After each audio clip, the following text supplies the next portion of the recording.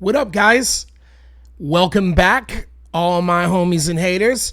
Thank you for coming and watching another episode of the Executives Playbook.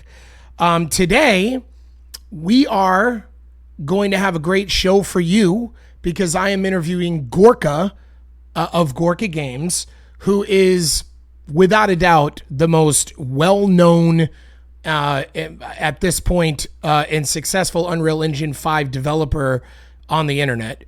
I mean, we're talking tens of millions of views on his channel a month, over 150,000 unique visitors a month come to his channel. He has 150,000 subs.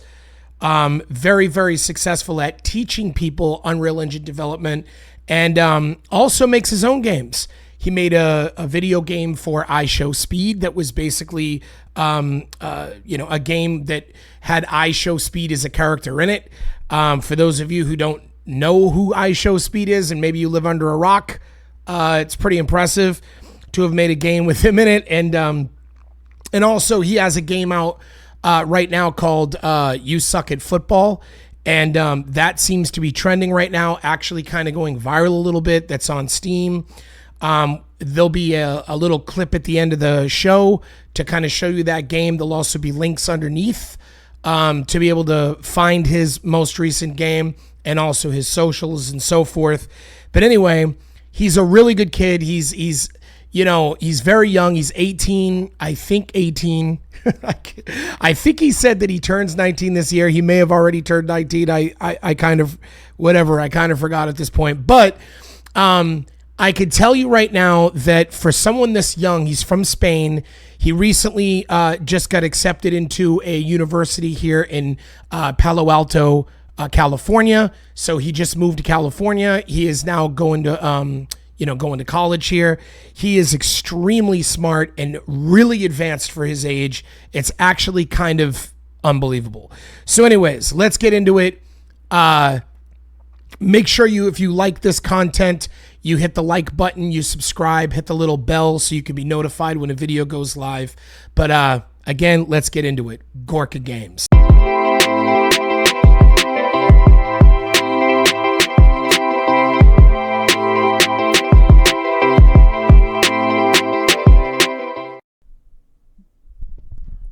What's up, Gorka? How we doing today? What's up, Thommy? Doing good. How about you?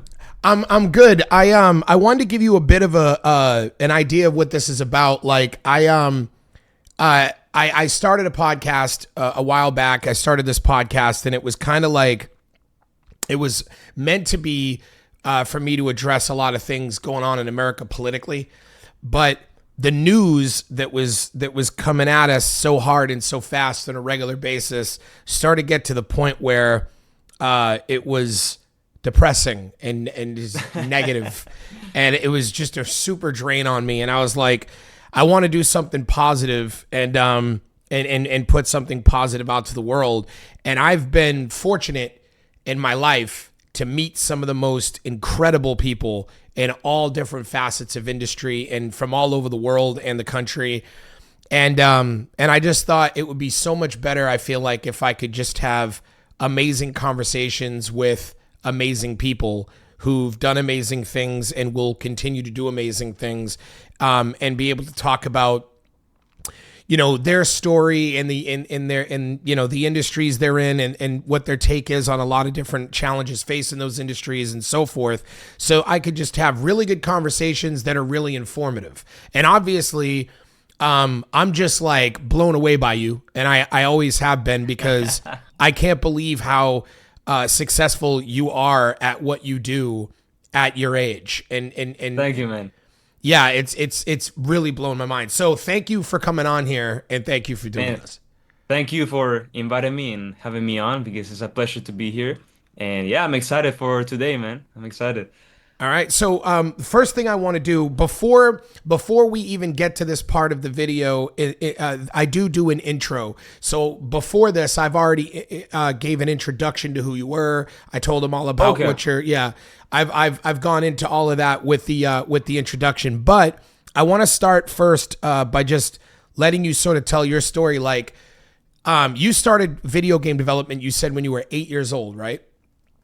Can you Yes, can I you tell started me a editing. little bit about that? Like, how did that happen? What brought it to your attention, and what was it that drove you? What inspired you to start at 8 years old?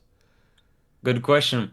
Yes, so I started very early at 8 years old, and I started like every kid, I guess, just playing games, right, in their console and just enjoying the games out there. But there was a point where I always wanted a specific feature or a specific mechanic added into the game. But obviously the developers would not, listen always to the feedback of the players, and they would not add that new mechanic or feature. So I was like, one day I was like, could I just make my own games and add my own mechanics and features?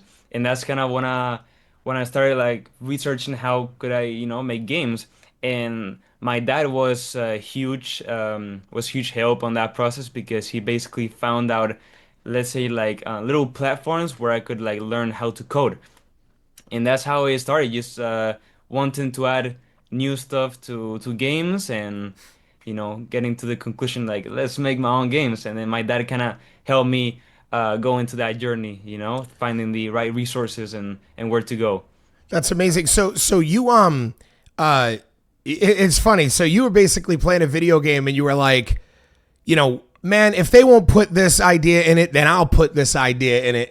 I'll figure out how to add it to Basically. the game. That's really funny. There was a lot of that with Skyrim. I know that, all the mods and stuff for Yeah, years. I mean, that's actually what made the game go on for like even 10 years longer than it really should have, was the yeah, community doing that.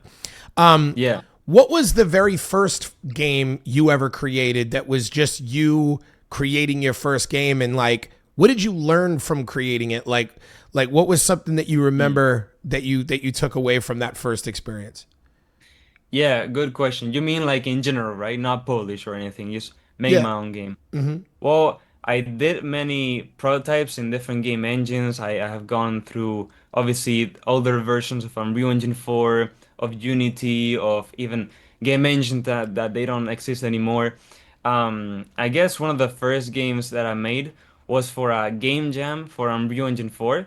That was one of the first kind of things that I did solo and had like an actual like an ending for a game. It was obviously like very short and very buggy, right? But it was like 15 minutes of gameplay. Right. But I mean, it was very simple. It was basically like a platformer where you had to collect a certain amount of coins in a certain amount of time.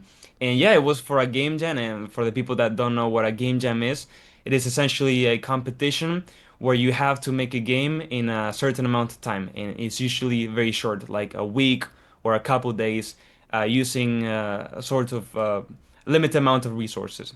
And Gotcha. yeah, that was like the first go at kind of having something like final, to put out there, I guess. Yeah, it kind of sounds a little similar to, you ever play the game N Plus? I haven't. Oh, I haven't it's even heard about it. yeah, it's a pretty fun little platformer. You're just a little stick figure ninja, and you run around, and in each level you have to get. Well, what it is you have a bar that's not a health bar but a time bar that's constantly going down, and you have to get through the level Oh, without that's that time clever. bar ending. Yeah. Yeah, it's a really unique idea. Wow, But that's what's clever. Yeah. what's See? cool is that the coins add time. So as you're getting Oh, challenged, you have a choice. You could either say, I just want to get to the door fast. Or if you're looking at your time bar and you're low, you're like, I might want to grab some of these coins to increase my time so I have more time to complete the whole level. Kind of that crazy, is right? so clever. Yeah, Yeah. that's really good, actually. Yeah, I It's haven't heard it about the game. I might need to check that out. yeah, Seems it's cool. it's N plus, like N is in like Nicholas or Nike, or like, Okay. super fun game. What do you think separates a really good game from a bad game, like or even a good game from a great game? Like, what do you think is the defining characteristic that makes a game rise above, the key characteristic that in your view that makes it rise above? Yeah. Good question. I guess that also depends a lot on the specific genre of the game, the target audience, and honestly, kind of even the studio behind it.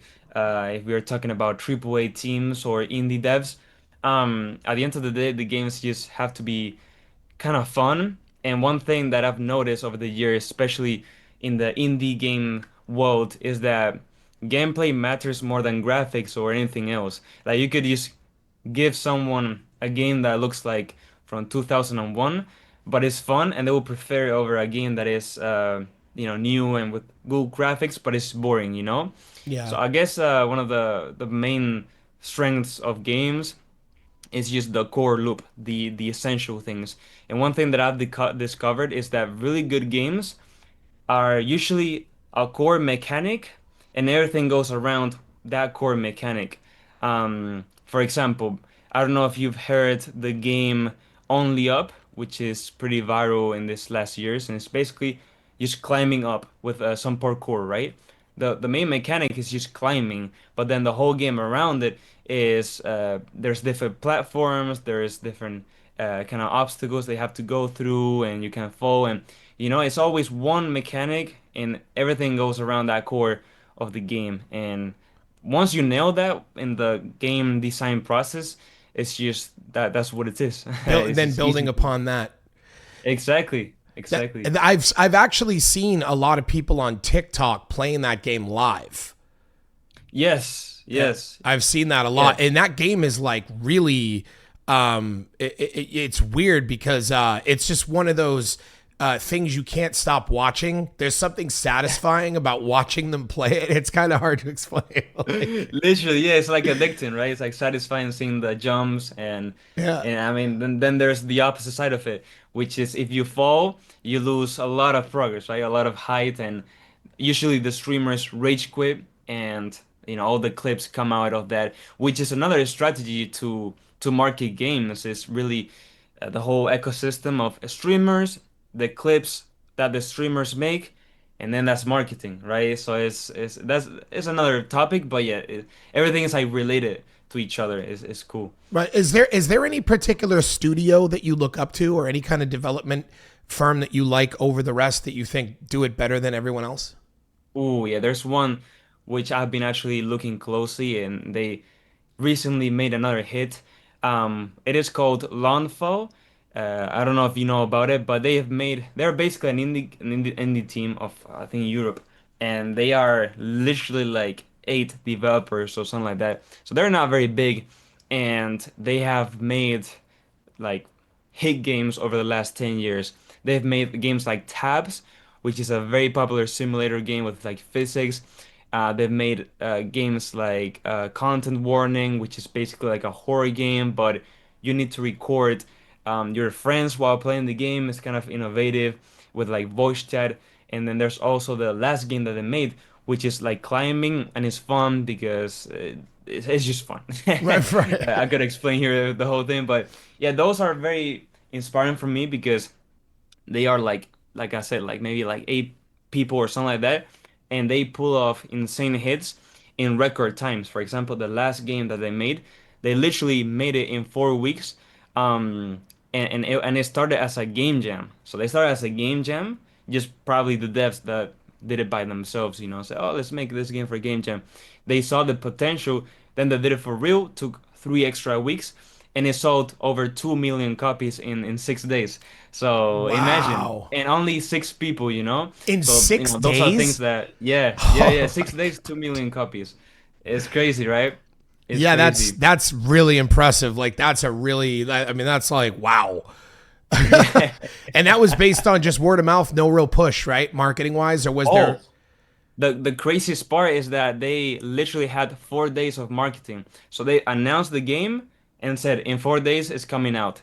That's it. Like in 4 days, it was purely TikToks, some tweets, and that's it. Then the whole ecosystem that I was talking about, that the streamers play, the clips come out, and it's just like a snowball effect. So yeah, like marketing, it was like minimal basically. So it's crazy. Right.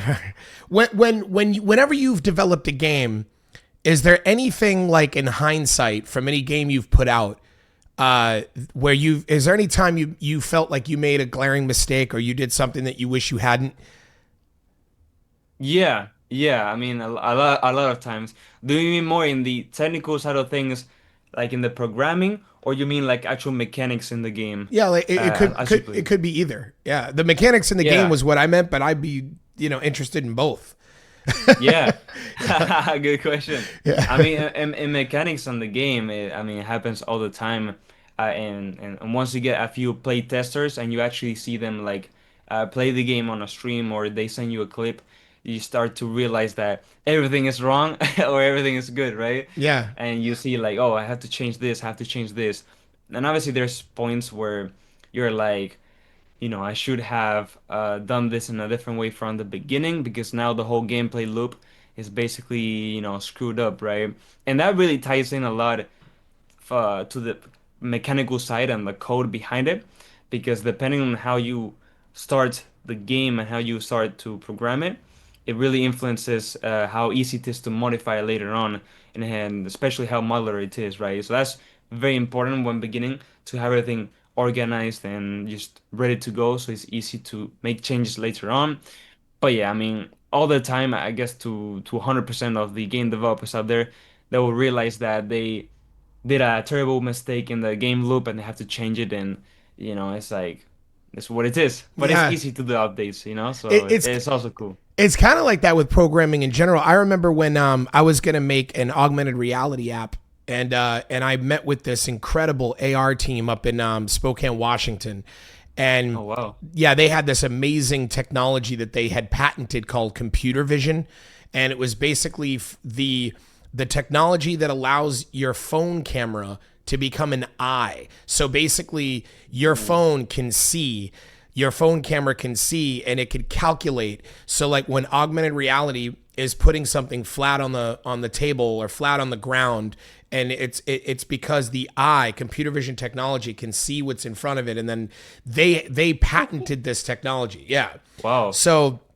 I went there to Wow. work with them, and I remember the stress that they put on me. They said, look, we sat in a room for like 2 days with a whiteboard, and they were like, we're not leaving here until you've thought of 100 things that you think are going to be in this app, even if it's not for 20 years down the road. And I was like, why? Like, what? And they were just like, because trust us, like, if we don't build the foundation of this with it in mind that we're adding all of these Yeah. ideas, you're going to Yeah. be very mad later on. So I was like, Wow. okay. Yeah. That's So clever. I haven't heard about like coming up with 100 like cases that could happen in the future and to make sure that the base is good. That's actually like a good strategy, honestly. yeah, yeah. And Oh, then once we did it in this meeting, they wrote like the 100 idea. We put like 100 ideas on the whiteboard, and then I mean ideas I didn't even. I mean it was so hard to come up with them that there were ideas I didn't even think would even happen. But I was like, okay, we'll throw that in there. But then they were like looking at the board, and then they go, okay, so what is majorly important versus what isn't important, or what do you think? And that was how we narrowed it down to what the MVP was. And right. that was when they said, okay, these are priority. This is how we could count. It was really amazing working with them, because it was a real professional team that really did this. This is like Yeah. what they did, and Yeah. it was amazing. And it was actually a game. It was an app, but it was technically a game. And Yeah. but so it's just in my That's experience, I've seen that you're correct, that foundation and the modularity of it later, like being able to change things, is so important. yeah, What do you think definitely. about like AI and like what AI's effect is on game development, and is it a good thing or a bad thing? Ooh, it's definitely a huge game changer. And right now in the gaming industry, well, in the game dev industry, there's a huge kind of revolt, and basically the whole industry is split in two sides, right? The going for it and then the going against it, right?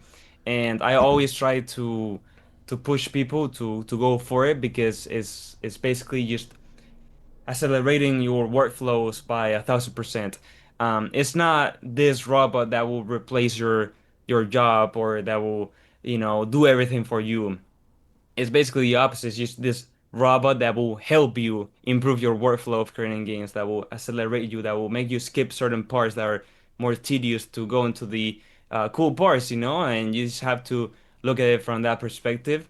I mean, there's millions of tools right now that are helping developers just from the game design, first of all, with literally ChatGPT. You say, okay, here are some ideas, give me those ideas, but a bit more polished and so on, to then literally AI models that generate 3D models. For example, in my case, I'm very good at programming, but not so good at 3D modeling, for example, the 3D software. So AI can really help me actually make cool 3D models to put in my game, and I just code them up, and that's it. You don't have to outsource an artist or anything like that, and vice versa with the opposite side. If someone is good at art but bad at programming, they can use AI to help them in the code and so on.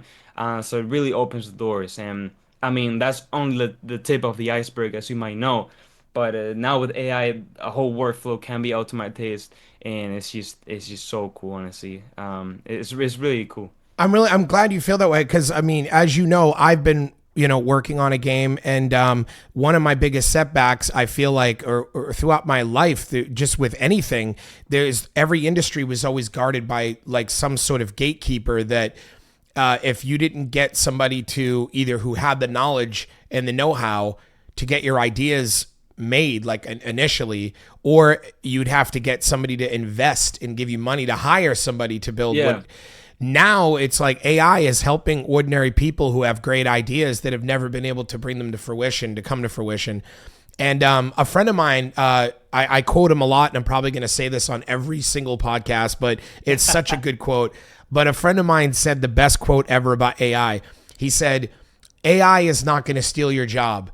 The guy that learns how to do your job using AI is going to steal your job. That's so good. Yeah, that's very true. I 100% agree. Oh my Yeah. God, that's so good. What's your take on mobile games? Like mobile games like versus developing platform games or console games or like Yeah. if you were to give like a recommendation to somebody just starting to get into games and you wanted to give them advice on the path to the least of resistance or the path of least resistance where they might have a little bit more success, which would you recommend or any? Good question. In terms of platforms, definitely mobile is one of the ones that have been staying away. Just not any for any particular reason, just honestly coincidence. I've been always kind of more in the PC world and so on. But definitely mobile games have a lot of exposure and a lot of potential because I mean everyone has their own Apple Store and they can just open it up, download. It's a couple megabytes. It's easy.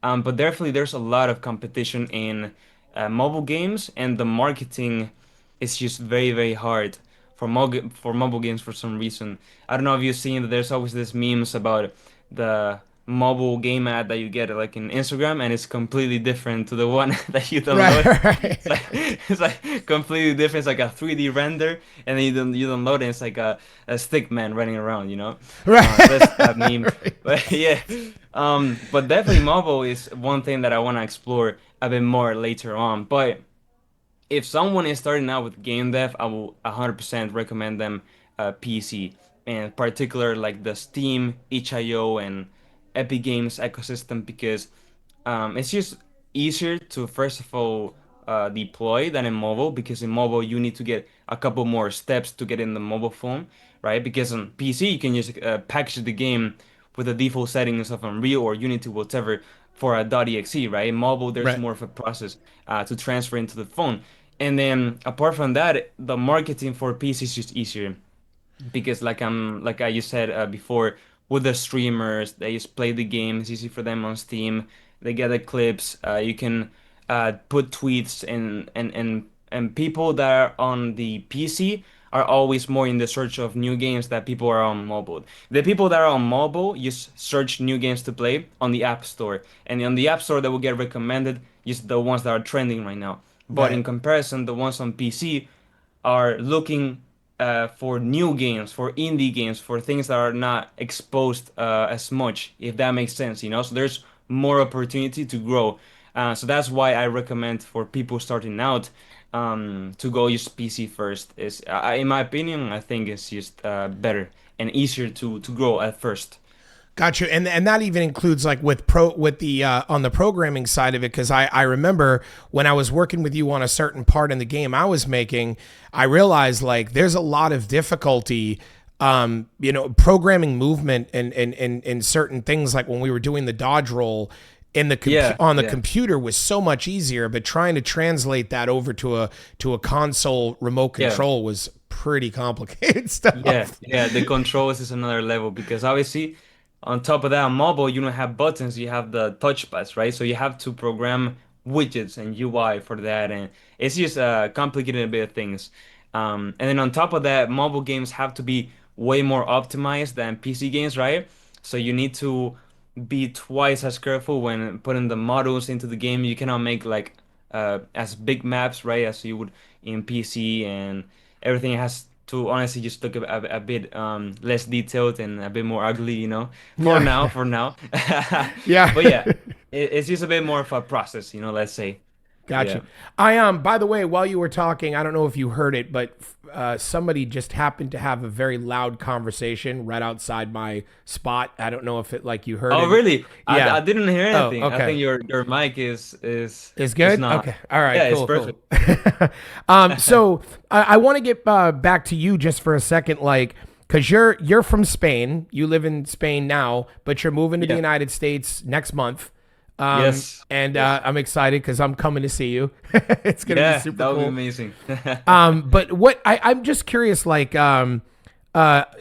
what I mean, what is prompting that? Like, what is it that makes you like want to do that, or what prompted or inspired that decision?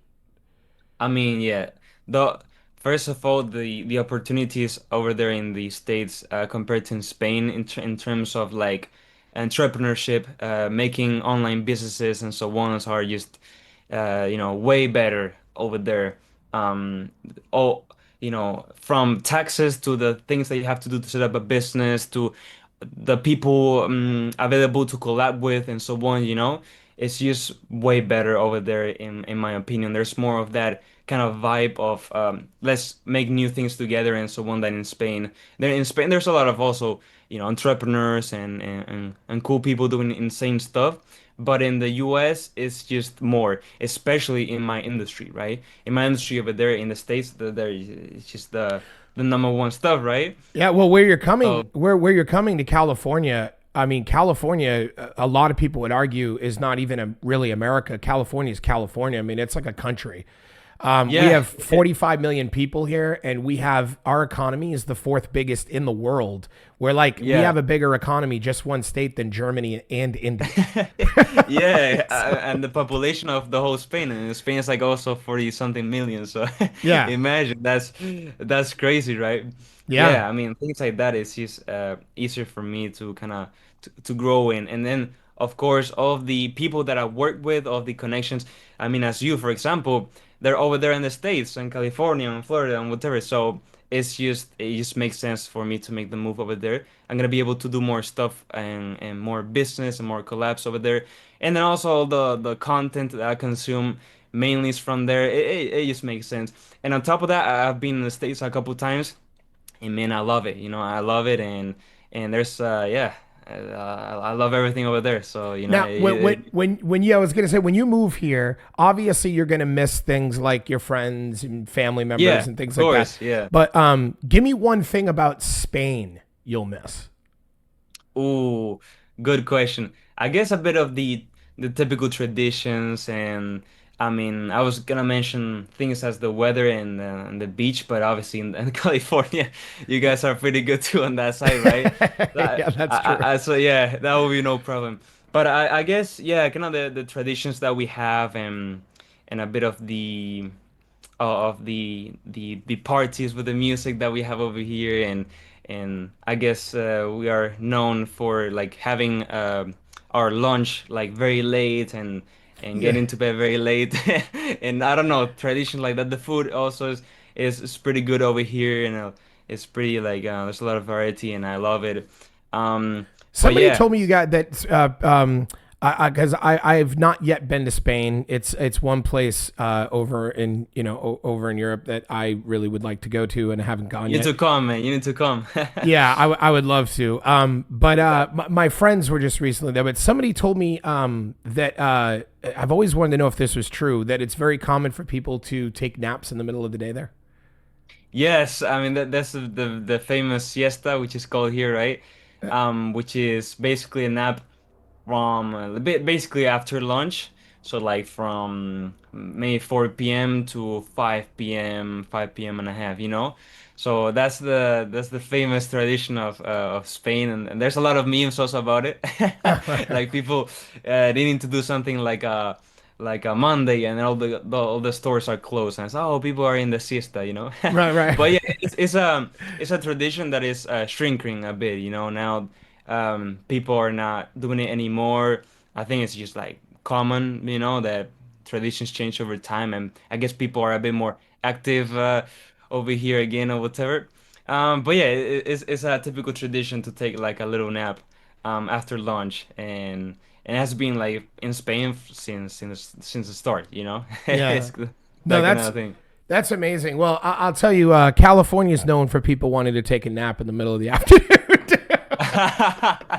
I'm just There kidding. we go. It does it like we're like we're known, like I always tell business people who move here from the East Coast, because the East Coast, I'm originally from Boston. I don't know if I ever told you that, but people on the East Coast are Yeah. grinders. They work. They're up early. They work. They're all about productivity, getting money, hustle. New York City, Yeah. like California, like you call people at their office at 11 in the afternoon and they're still not in. Like, they go to work late and leave early, and like, like, Yeah. it's a laid back vibe for sure. But something that I promised myself I would ask you when we did this is, has there ever been a time when you were excited about a video game that came out, and then when it came out and you went and played it, you were ridiculously disappointed? And don't just tell me what game it is, but tell me why you were disappointed. Yeah. Good question. I will tell you one. I think you agree on this because I think we have talked about it, and it's Starfield, you know, from Bethesda. Oh, Um, 100%. Yeah. Yeah. yeah. Yeah. I mean, we don't really have to explain much because I think it's obvious, but I mean, basically we're presented like this open world with millions of planets that you can explore, and we all thought that you could just get on into your ship, right, which was on the ground, go up into the atmosphere, kind of go up as you were controlling the spaceship, go over there in the space with the asteroids, kind of go around. You can stop maybe into a space station with friends in multiplayer or whatever, then continue to another planet, go yourself into the atmosphere. It's nothing about that, right? So you enter loading screen, you're in space, you do things, loading screen, you're back in the planet, and Exactly. I mean, it it's literally, playing that game feels like it feels the same as like navigating like the DMV website. It's just click, click, click, click, click, click, click. click, Yeah. load, click. Yeah, I agree. And Exactly. like, yeah, I mean, just which I think, you're right. I mean, a lot of people had this problem in immersion, which is Yes. Bethesda's biggest strong suit. Hmm. Everybody is expecting Bethesda to make a game that's immersive, and that game failed miserably with immersion. Yeah. I mean, it just seems so. Even the cities, like the first city there on the first planet, I'm forgetting what it's called right now, but you're running through it, and it's like you run like 20 seconds, and now you're at this train, and you got to, or this like tram. Yeah, trains. I Yeah. remember the And then trains. you get Yeah. on, and it's just click, click, load screen. Now you're in the other part of the city. Like, it was just Yeah. so Yeah. like, oh, it was so bad. Yeah. It's just What what yeah. is what is your favorite game? Like, I've never asked you this. What is your absolute favorite game you ever played? Good question. Good, very good question. I mean, honestly, if I had to say like absolute of the whole history of games I played, like it's a bit of one of that. Maybe a lot of people say this, but it's Minecraft. Minecraft was one of those games that I got to play pretty early as a child. At that stage when I was like 8, maybe something, right? Yeah, yeah. And and it was one of those games where I was basically free. I could do whatever I wanted, and there was like no limits. And one of the things also that I have to mention about that game in specific was the mods, because there was a lot of mods that you could download to add features into the game. And I didn't get to program mods to Minecraft. I directly just went to learn how to program games. But that was one of the things that I liked about Minecraft is that if you want a mechanic, there was probably someone else doing like a mod that you can install, and you had a new feature, you had a new whatever it was, right? And that also kind of maybe, unconsciously went into the whole process of let me make my own games, my own mods, things like that. I didn't do mods, but Yeah. I guess it all ties in. But that's one of the games that it's just like I gotta mention, Yeah, first of all, I play Minecraft every day. I have a Let's hardcore go. world going right now as we Yeah, speak. yeah, Me and my son is 11, and we play Minecraft together every weekend. And that's so good. I love Minecraft. I actually told somebody when I was asked what my thoughts were on what the greatest video game was of all time, and I said it's Minecraft, and like Yeah, without a yeah, doubt. And not only because I mean it's been out what 15 years I think or something. yeah. It's Yeah, I been a mean while, and it's still still going. there are people that played that when they were young who now have kids that are playing it. Yeah, Like I mean, like it's like really it's really weird. Like yeah, and they haven't done much to change it other than maybe they've added like one of the things that they did was that I thought was really huge was they lowered okay so like how like your blocks they made it so if you put like a torch on a wall that it lights up I think it's like 8 blocks in every direction yeah, and yeah, each block going away from it there's like a point system of how bright that block is so it's like yeah. The intensity lowers. 8.76 Yeah, right and it's like they had like monsters spawning on any block that was like under 4 I think it was and now they've yeah. decreased it all the way to if it's even got 1 point of light they can't spawn and Wow, yeah, yeah, which I think makes the game a lot more enjoyable when you're base building yes, and like and stuff like that. But yeah, I can't stress to you enough how right you are because all these games that come out,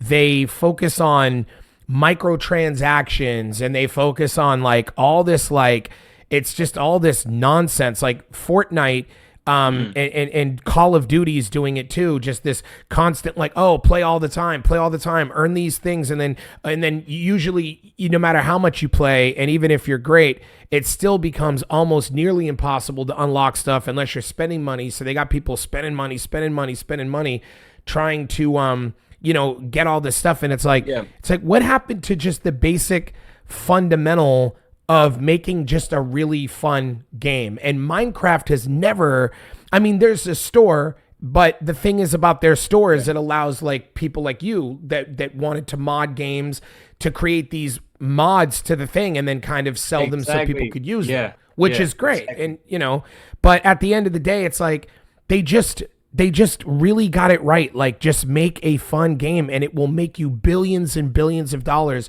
for decades and it will stand the test of time because you just made Oh a yeah, fun game. Like, you're so right. Yeah, yeah. the whole thing is the community, right? What hosts Minecraft, and that's so so cool.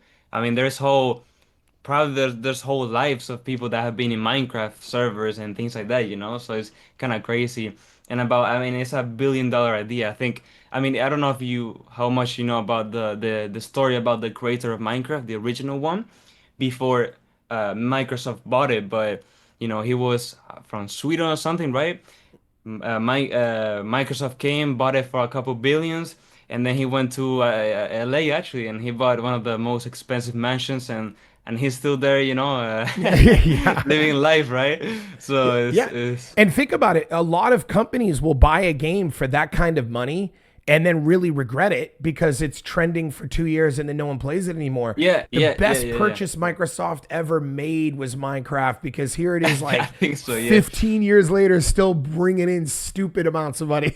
Like, I mean, it's one of the best decisions that they ever made over there. Oh yeah. Like, what are Yeah, your yeah. thoughts on microtransactions, and what are your thoughts also on not just microtransactions, but also when people implement social responsibility or political messaging or things like that into video games? Do you think that that stuff has a place, or do you think that that stuff Mm. taints the pool? Yeah, yeah, good question.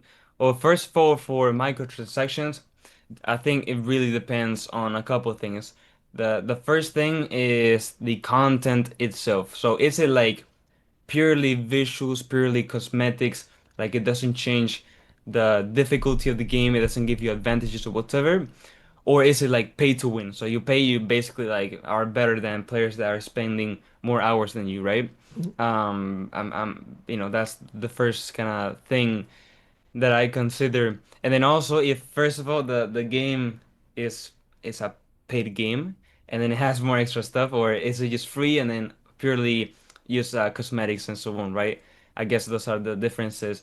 So in terms of like, cosmetics and so on, visually, like I have no problem because, if you wanna pay $5 to have this hat in the game and just run around, that's Yeah. okay, But if it's like buying this ability, which is way better than players that spend like hours in the game, and you would just be able to eliminate them all, and that's it. Which I think is what Call of Duty is doing recently. It's like, not very, it's not the best scenario, right? What you were mentioning before. So definitely is not the best idea, and the whole thing that I have is just the ecosystem to kind of put you in, and it's a live service, right? So it's like constant updates that kind of obligate you in a way to keep buying and things like that. So I guess it depends on the content mainly. And then about the games introducing like political stuff, it's just like it makes like no sense because like, I mean, look at all the successful games, even Minecraft, Fortnite, right? Just legendary games, Assassin's Creed. Like they haven't. Well, I don't know Assassin's Creed lately, but you know what I Yeah. mean. The OG ones, right? They didn't, introduce those kind of topics into their games, and they're basically masterpieces, right? But if you look at recent games, I don't know if you heard about, for example, Concord, which is like a multiplayer game by Sony. It basically released with like this new, I don't know the wording in English, but this new like political ideas and things like that. You know what I'm saying? Hmm. And it basically flopped in like less than a week. They literally shut the whole game. So they lose, millions because of just those decisions. And I think it's just like let's just continue like we have always been and just leave that stuff alone. Like a different thing is if the politics or whatever is involved in the story of the game. If it's like a campaign, like for example Fallout, and it relates to the actual like campaign and story and narration of the game. Yeah. Another thing is like if it affects like in this multiplayer games how the characters look or what they're saying or how they code and things like that. Yeah, no, there's a Like clever there's yeah. clever ways to do it like subtly. You Yes, could teach exactly. lessons through great storytelling without shoving like the blatantly obvious, thing down somebody's throat. It's 100%. No, it's totally true. Not to mention that politics change. They just Yeah. do. Yeah. So you kind of date your game by doing that because you don't Yeah. really, Exactly. Yeah. yeah, you're going to lose longevity in that way. Do you think that like triple A studios are sort of killing what's not really killing but like kind of like I guess stifling innovation of video game development, or do you feel like that's a misnomer? Good question. I mean, there's definitely a recent trend on these big studios, and they basically kind of reuse the same IP or the same kind of gameplay flow, and they don't innovate. And I think it's just because they basically found what works for them. The IP might be Assassin's Creed, it might be whatever else, and they just kind of reuse it because, like for example, Call of Duty, they release one every single year, and what changes from this year's to the next? Basically the map and the menu, So, so like Right. it's just Right. that they're basically scared to innovate. I think the investors, right? I think the problem is a bit like on the business side. The investors are more willing to spend their money on something that they know that will probably kind of work than something that's completely new and there's gonna be more risk, right? And still, the thing is that the Call of Duties are still like one of the most sold games every year, still, right? Even though they're kind of the same, let's say, right? Yeah. And so there's this meme that people say that people tell people to not buy the game, right? Say, well, you are buying the new Call of Duty every single year, so you yourself are forcing them to keep going with the same stuff, right? This is a meme. Yeah, no, Um, it's true. That's a 100% accurate. It's like they yeah. have barely done. Like I know that there was a game that they did. I want to say that it was Black Ops 3. It might have been Black Ops. Which one are we on now? 6. Oh, I think we are on 6. Yeah, I think we're on 6. Yeah, Yeah, and they 6 or skipped 7. 5, right? So there was Black Ops. Might have been Black Ops 4. Yeah. It was the one where you could run on the sides of buildings. Yeah, You yeah. know I what I'm think talking it about? might be 3, might be 3 or 4. Yes. Yeah, that was like I remember being really impressed with that going, wow, they're really making some different. And then it was like the next one came out and they got rid of all that, went right back to the name to the Yeah, same thing. yeah. I'm like, what is going on? Like, but they've made the same game for 20 years and they just keep making money over and over. Yeah, yeah, it's crazy. I mean, they really found out the gold, right? Yeah, but But I it's mean, like you said, it's the game loop, right? Like they kind of figured out a game loop, and if you think about it, I mean, I'm not really sure what they could do to innovate. Like to be honest, like honestly, there's yeah, not much you could do because you just have this working game loop that just works, and all you could do is like, okay, let's like you said, change the maps, change the menu, change the map, like because and then of course you have the people that cry way too much, which that's another question I have for you. Do you feel that the gamers today are more entitled than they've ever been in history? yeah. You mean for this AAA games, right? Yeah, they're just there's this sort of argument that's out there that's kind of states that because when video game companies put out games and they work very hard on these games, a lot of money gets spent on these games and they don't do well. Their Yeah. argument is not that we messed up or we didn't deliver a good game. Their argument is the gaming community is entitled and has issues. So what are your thoughts on that? Oh yeah, I mean, yeah, that's very true. I've been seeing that all over the place. A very good point that was made a couple years ago was when Elden Ring was released, right? Elden Ring is basically a masterpiece. I think you even talked about that. Is you love it, and I Yeah. love it too, Yeah. and everyone loved it. And when it released, right, there was a lot of memes about how Ubisoft would have done it, and they basically started to add a lot of mini maps, a lot of white points out of go there, the the all that stuff, right? I So saw then the those the videos that showed how yeah, I that saw was so those. funny, right? It's So then hilarious. the Ubisoft developers themselves started to go out and start to criticize Elden Ring, saying like, oh, like, hey, they don't even know how to do like an open world map. Where's the mini map? They don't. They're just lazy, right? Things like that, and kind of putting the fault into the Elden Ring and also the gamers, right? And saying like, oh, well, the gamers, why the gamers are not liking our stuff if we have more features or whatever. It's like, oh, you don't listen, right? You don't get the feedback of players that they want this open world, they're free and it's different. So yeah, definitely you see a lot of just AAA studios just like complaining about the player base and not like realizing it's their issue. Like it's just it's kind of crazy, right? Yeah. Um, Yeah. but it's I mean, very true. I think that some of the core elements in a game that are so important, and I've really kind of honed this in just from my 30 years experience of playing video games since video games even first started. Like I mean, I was one of those people that owned a Magnavox Odyssey when I was a little kid. Like I go all the Oh, way yeah. back, and I've been playing games for years, but a lot of video games today really fail on creating a challenge. And Yeah. it's Mm. like people really, what is the point? I mean, like, it's like we want to feel like, if like what I loved about Elden Ring is that, yeah, it was annoying to go in and fight a boss and get completely owned and then have to go, all right, let me try this. Oh, let me try that. Oh, and then die and die and die.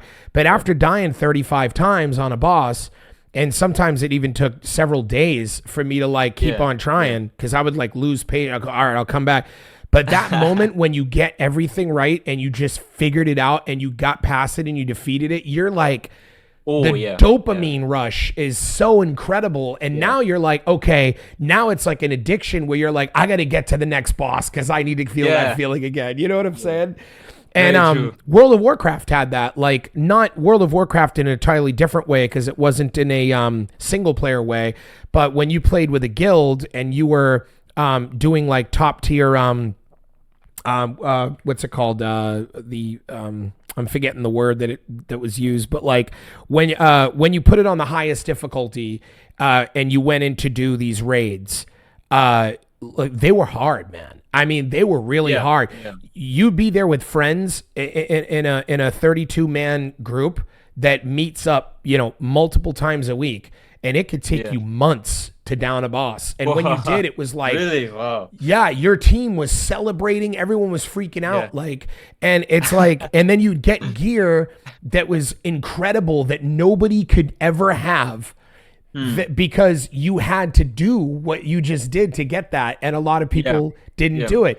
And that little thing right there is missing from so many games. That I always call it the crack that brings you back. Like that is missing. Like give me a reward that I can show off in front of Yeah. people and to show that I accomplished something that was incredibly hard that says, look what I accomplished that you didn't accomplish and that's why I Yeah. have this. And when you have that, that's to me, I think like the winning thing in a video game. You know what I Oh, mean? very true.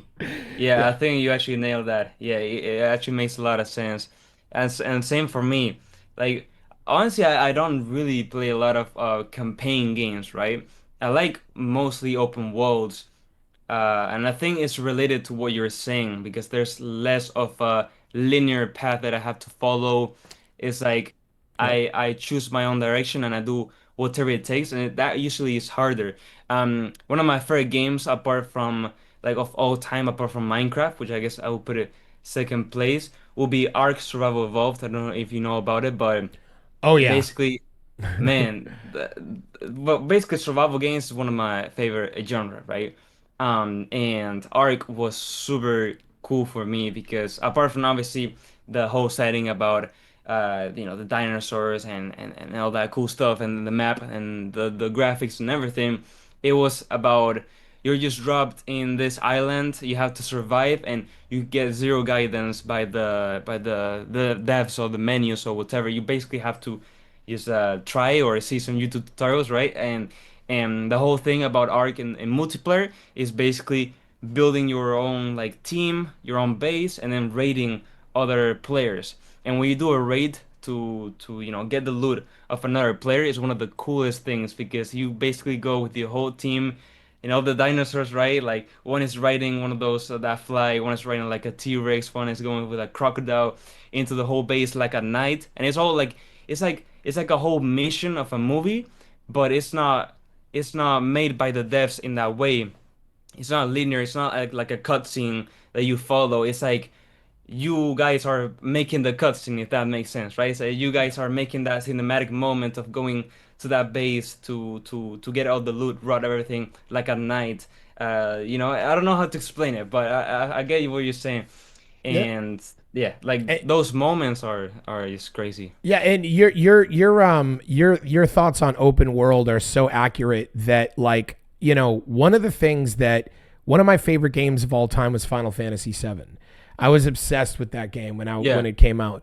I got really annoyed in Final Fantasy VII when the first like, I don't know, couple of hours of gameplay felt linear. Like I had to like go yeah, where it said, and I said, "Oh man, I wasn't sure if I was gonna really enjoy the game." But then the beauty of like when you get through the city, the opening city, Midgar, I think it's called.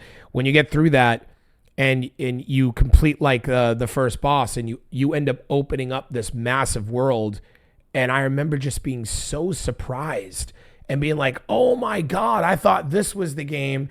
I did yeah. all this work to accomplish this thing, and now all of a sudden there's this open, massive world where I can go.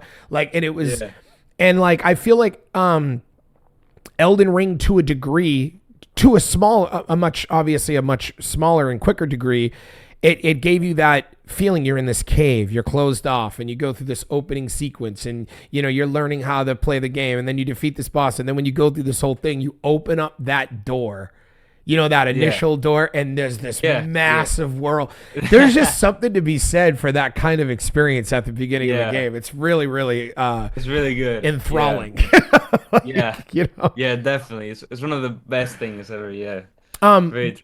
what about what about the gaming industry, if anything? Could you, is there anything in this industry that you have encountered that that shocked you that nobody really tells anybody, like as a developer, and really any kind of from the process of when you're done making a game and then publishing it and putting it out, and is there any aspect of that that you encountered any sort of challenges that nobody warned you about? Yeah. Very good question. I guess I maybe have both. So I have two. One in like the development of the game, into another one in just like the idea and marketing of the game. The thing with a lot of people that are starting out to make games is that they lack a very innovative idea, or more than just very innovative, it's like one that people actually want instead of an alternative, you know? So I see a lot of people of, for example, my community, or just people starting out in general to make games, and they will make like an exact replica of a simple Assassin's Creed, which is just like you you have your third person character, you have your horse, you move around, you do missions like in the same medieval kind of setting, and it's kind of like, why would people play that specific game instead of the actual Assassin's Creed, which has more stuff and so on? Does your game have maybe multiplayer? Does your game have like is it set maybe instead of the ancient like usually Assassin's Creed are in the future? Like a lot revolves about the idea, because then it's not gonna be successful otherwise if you just do like a copycat of another game, if that makes sense. You have to add a certain twist into it that makes it different to the other to a certain degree. It can be Interesting. similar, and it's good that it looks similar so people can relate it into the same genre and say, okay, if I actually liked this game, I might like this one because it's similar, but not similar enough so that it's straight up like the cheap version knockoff, if that makes sense. So there's a Yeah. lot of that, and I always try to guide my people like, in the idea. And then also in terms of the development, I guess I will talk about AI, because a lot of people are actually against AI, and I didn't expect it to, because there's a lot of people in with different roles in the indie game dev industry, or even the AAA industry, which just literally hear the word AI, and they automatically dislike the video and comment, "You mentioned AI, I'm subscribing," with any reason or Wow. whatever. They just, yeah, they just literally hear AI, game dev, and boom, they're out, and they just don't even like get to evaluate like the actual importance of AI that has right now. Because if you don't use AI, the people that use the AI are gonna just go like past you, like you were saying before, right, with your quote. So yeah, that's another thing like shocked me. Like I didn't expect people to be so against AI. And obviously there's a lot of people, I was saying, that are in love of AI, and actually is gonna be really innovative, but it's kind of that two-sided thing, which has surprised me, at the beginning, like 2 3 years ago, when AI was kind of rising, if that makes sense. Yeah. So yeah. Yeah, I feel like the two most misunderstood phrases in the gaming industry are AI and procedural generation. It's like Yeah. it seems like people don't like, they hear procedural generation like, oh, they just made the whole game with the press of a button. They just procedurally generated everything. Or if they hear Yeah. AI, they think it's like a AI video, like, oh, like they made everything with AI, or they had their characters were AI designed or whatever. And it's like they don't understand that there's specific uses for these Yeah. tools, like, enemy AI, for instance, like implementing AI to make enemies more realistic, or like the new GTA 6 that's coming out is doing a incredible job with AI with the characters and making it's like there's Yeah. uses for Yeah. these tools, and it's like I feel like, yeah, they hear these words and in their mind they just immediately jump to these crazy conclusions that are Yeah, not like basically, that's the thing. yeah, like Literally. it's Yeah, so you nailed that. strange. Yeah. It's literally like that. So we'll see. So this is okay, so basically I'm gonna ask you a question because at the end of every podcast that I do, I ask the guest that I'm interviewing to give a random question for me to ask the next guest without knowing who they are, without Oh, knowing. wow. Yeah. And so every single time at the end, I'm going to ask you as well to give me a question for the next guest. But Okay, right yeah. now, I want to ask you the question that my previous guest told me to ask you without knowing anything about you. Just ask me this. Just told me to ask you this. Usually, they're a little bit more deeper and existential. The first one that my first guest said was he had asked, what do you think about at night to help you sleep when you can't sleep, which I thought was a really cool question. That's But good, actually. this person decided to just, I don't know why he chose this, but he is a music producer. So he said Okay. ask him what is his favorite classic rock album. Oh, wow. So, I'm it's not even definitely sure if you listen to classic rock or if you even have a classic rock reference, but that's what he I wanted me was to gonna ask you. mention it. That's a Huh? bit of a hard question for me, but Yeah, yeah, yeah. I If mean, honestly, yeah. I have no idea because I basically only listen to Spanish reggaeton, and that's it. But that's maybe because of my culture or whatever. But yeah, honestly, like rock bands, I know like zero about them. So yeah, it's gonna be hard to answer that question. Gotcha. It's okay. It's okay. Um, you know, um, I had to ask. It doesn't mean it has to be answered. The Yeah, yeah, for sure. Another question that was proposed to me to ask, and I'm gonna ask this because one of my very dear friends and who also produces the show with me and is like wanted me to ask you this: if aliens came to Earth and you had one video game that you had to choose to show them to give them an idea about humanity and who we are, what video game would you want aliens to play? Oh wow. That's a really good question. Ooh, a video game that would show them. Ooh, you know what? Man, I think it has to be GTA because I think it has to be Oh, GTA, man. They have to see all that all that crazy stuff that we have going on. that's the best answer ever. You know what's funny is like you're so right. It's like I yes, mean, it's yeah. it's all of it. It's the complete picture. They will literally get a one-to-one like vision of what the world is. So yeah, that's it. GTA has to be. So now this is when I need a question from you. If you could give me, it doesn't it could be anything without telling you who the next guest is or knowing anything about him. Yeah. What is a question you'd like me to ask them? Wow, very good question. Ha. I think I'm gonna go to to kind of one that I would like to also like hear if I was to ask someone because you always bring very interesting people here that maybe can also like help me in the future.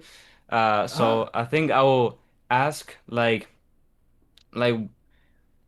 what like if they think that discipline is more important than motivation, or are both equally as important to keep going in whatever it is. if that makes sense. Wow, that's a great question. That's an outstanding question. Hopefully that sounds professional enough for Oh, the for no, the that's next the one. kind of that those are the kind of questions I like. That's really really good. All right, Nice. I will ask them that question.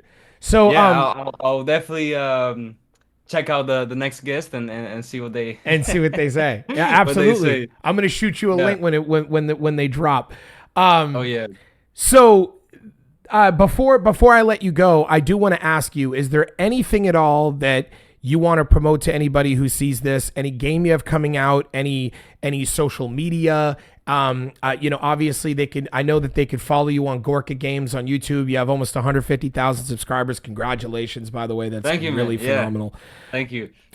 But is there anything at all that you'd like to promote before we wrap? Yeah, I mean, mainly, I guess it will be the YouTube channel where if you want to start actually making games and, actually release them and start to make an income about it, or just simply have fun, as a hobby, just make your own games. Like I was talking at the beginning, add your own features and stuff. I have over like 800 free tutorials on YouTube where you can literally just learn everything. And if you want to get more serious, I do have my Unreal Club where you can actually like download everything that you see in my tutorials and open them up.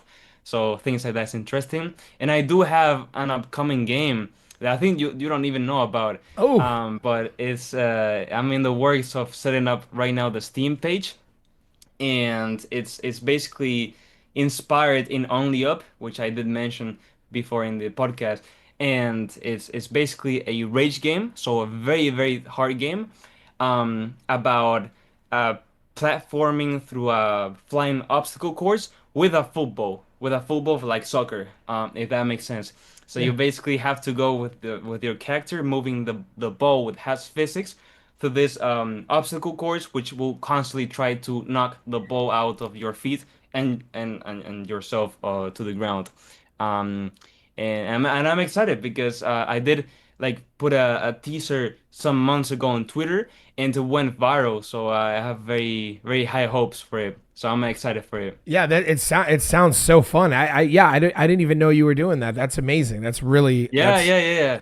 It's I forgot to mention, but and this will be yeah, I'll definitely show it to you. are you self-releasing this on Steam? You said you are on Steam, right? You said Yes, yes, I'm okay. doing a self-release.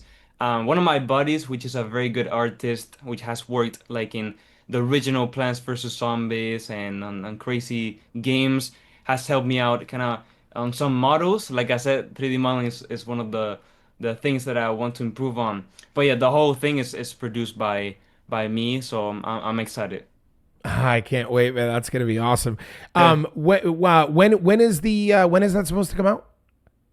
I'm aiming, so there's not an official date, but I'm Okay. aiming like in 3 weeks because I want to have it out in basically summer, and I'm trying out the short-term marketing as one of the studios that I mentioned also earlier before about Landfall, the ones that sold like 2 million copies. They basically did all the marketing like in 4 days. I wanna like go into that process. I wanna see how it was like not in 4 days, but in 3 weeks. It's just a bit Yeah. more.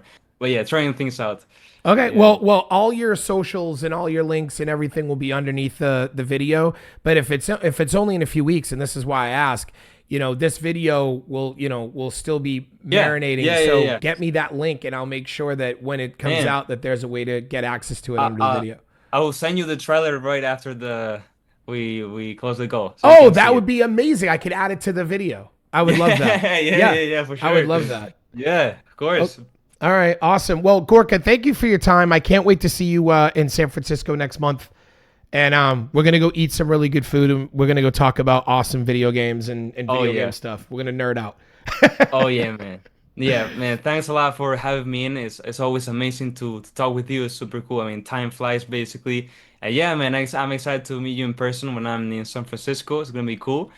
And yeah, I just can't wait for all that stuff. And guys, you have to be tuned for his games and so on because I mean, I've been helping him out, and it's crazy stuff. Like you're gonna be blown away. So yeah.